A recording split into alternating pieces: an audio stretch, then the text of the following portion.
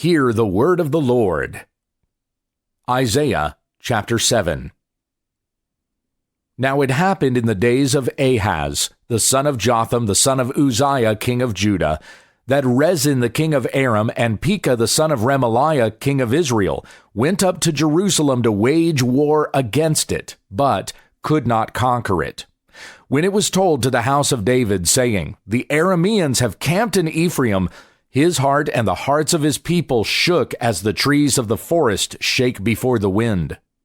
Then Yahweh said to Isaiah, Go out now to meet Ahaz, you and your son Shear-Jashub, at the end of the conduit of the upper pool to the highway of the fuller's field, and say to him, Take care and stay quiet, have no fear, and do not be faint-hearted because of these two stubs of smoldering firebrands, on account of the burning anger of Rezin and Aram and the son of Remaliah. Because Aram, with Ephraim and the son of Remaliah, has counseled evil against you, saying, Let us go up against Judah and terrorize it, and make for ourselves a breach in its walls, and set up the son of Tabeel as king in the midst of it.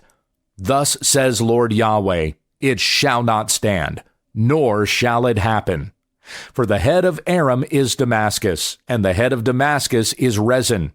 Now within another 65 years Ephraim will be shattered, so that it is no longer a people.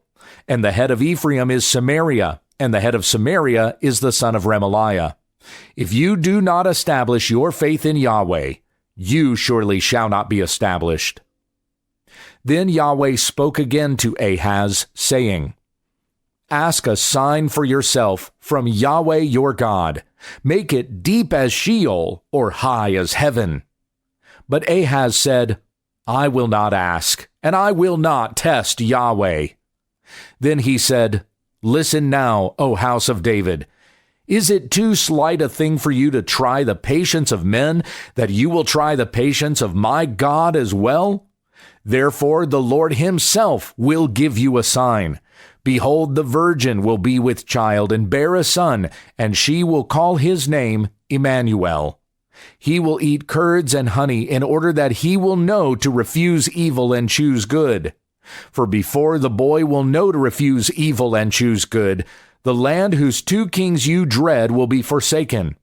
Yahweh will bring on you, on your people, and on your father's house, days which have never come since the day that Ephraim separated from Judah, the king of Assyria.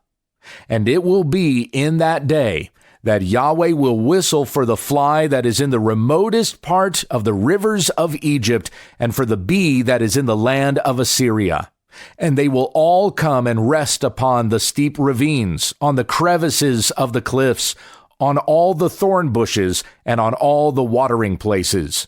In that day the Lord will shave with a razor, one hired from regions beyond the river, that is, the king of Assyria, the head and the hair of the legs, and it will also remove the beard.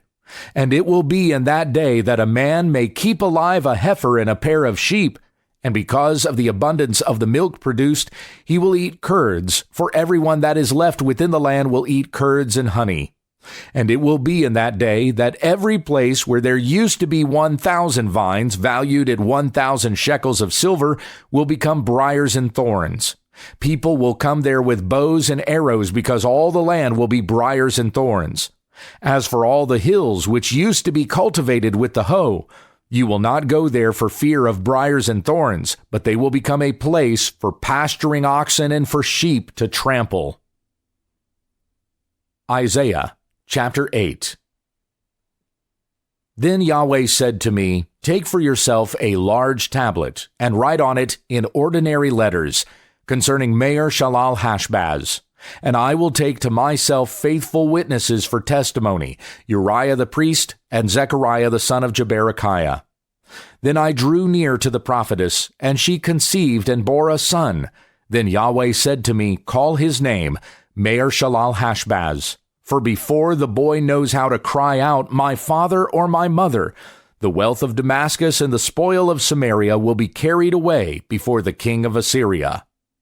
Again Yahweh spoke to me further, saying, Inasmuch as these people have rejected the gently flowing waters of Shiloah, and rejoice in Rezin and the son of Remaliah.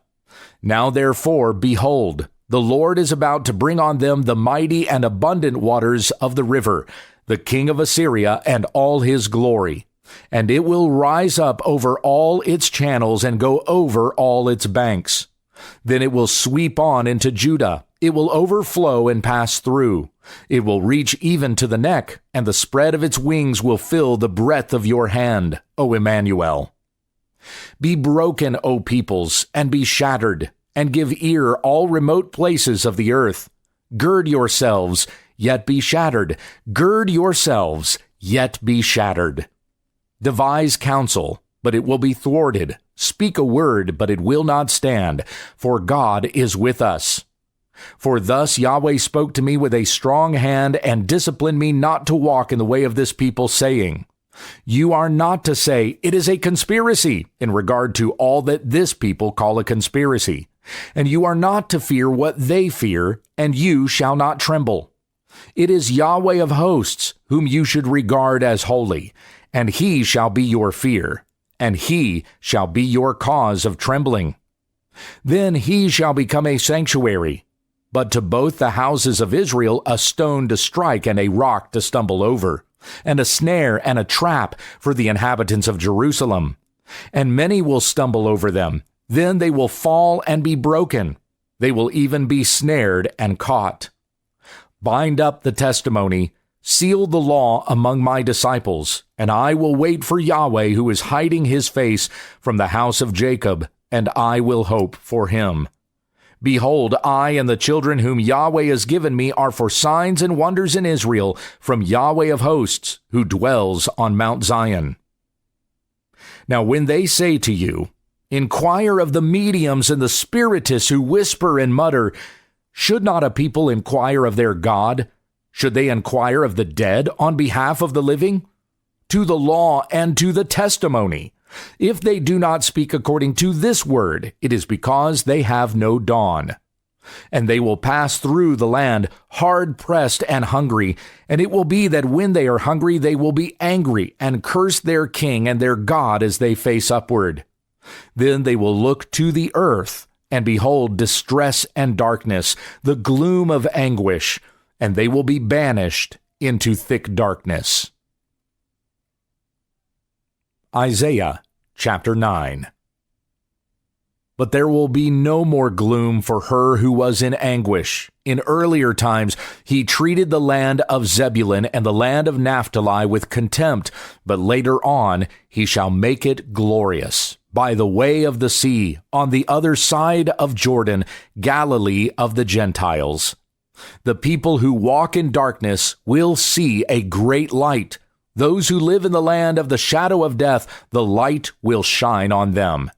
You shall multiply the nation. You shall make great their gladness. They will be glad in your presence, as with the gladness of harvest, as men rejoice when they divide the spoil.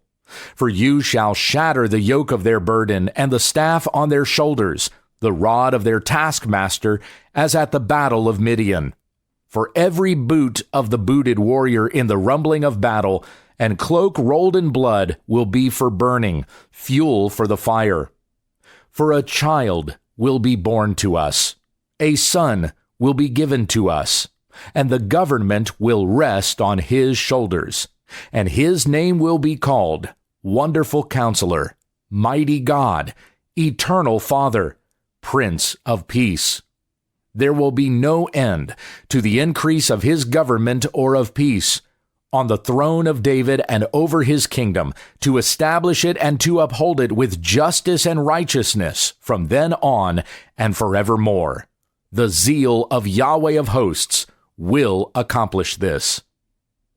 The Lord sends a message against Jacob, and it falls on Israel. And all the people know it, that is, Ephraim and the inhabitants of Samaria, saying in lofty pride and in arrogance of heart, The bricks have fallen down, but we will rebuild with cut stones. The sycamores have been cut in pieces, but we will replace them with cedars. Therefore Yahweh exalts against them adversaries from Rezin, and incites their enemies. The Arameans on the east and the Philistines on the west. and they devour Israel with gaping jaws. In spite of all this, his anger does not turn back, and his hand is still stretched out. Yet the people do not turn back to him who struck them, nor do they seek Yahweh of hosts. So Yahweh cuts off head and tail from Israel, both palm branch and bulrush in a single day. The head is the elder and the highly respected man, and the prophet who teaches falsehood is the tail. For those who guide this people are leading them astray, and those who are guided by them are brought to confusion. Therefore the Lord is not glad in their choice men, nor does he have compassion on their orphans or their widows. For every one of them is godless and an evildoer, and every mouth is speaking wicked foolishness. In spite of all this, his anger does not turn back, and his hand is still stretched out.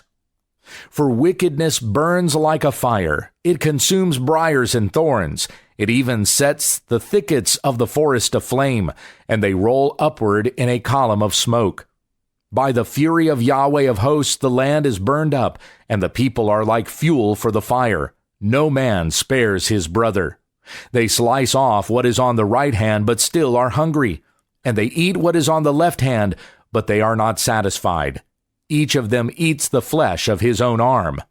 Manasseh devours Ephraim, and Ephraim Manasseh, and together they are against Judah.